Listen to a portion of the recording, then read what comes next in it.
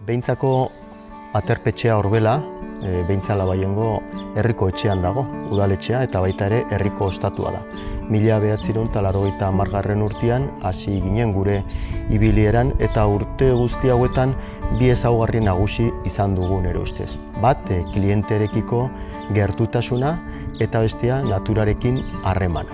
Alde batetik, trato personala aterpetxe txiki bada, 42 plaza besterik ez dugu, logela txikietan antolatua, eta beti saiatzen gara janari goxua, modu profesionalean eta kutxunian prestatua, eta hain zuzen da gure produktuekin lan egiten dugu, bertako produktuekin. Haragia hemen hartzen dugu, gure gazta famatua hemengoa da ere bai, eta beste hainbeste produktu.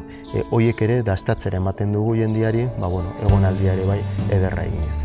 Eta gero baita ere gure klientei beti aukera emanez, beraien egonaldia disfrutatzeko proposamena eginez, zeren azkenian hori eskertzen dute.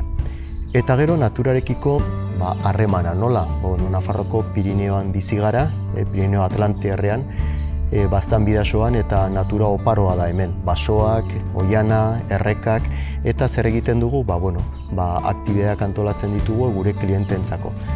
Baita asteburua pasatzera etortzen diren hoientzako, ala nola etortzen diren hainbeste eskola edo aisialdi taldeentzako.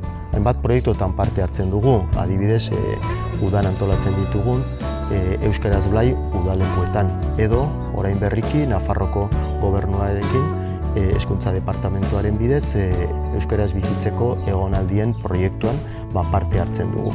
Eta horrekin batera ere bai, natura, mendia maite dutenentzako ere beste proiektu batzuk, adibidez, Bidasoako kontrabandistak mendi ibilaldia. Guzti horietan parte hartzen dugu zuzenean, gure mendigidari profesionalekin eta baita ere gure jendearekiko trato zuzenarekin. Hori da, konbidatzen zaituztegu gure gana etorri eta asteburuen bat edo egonaldi bat disfrutatzera.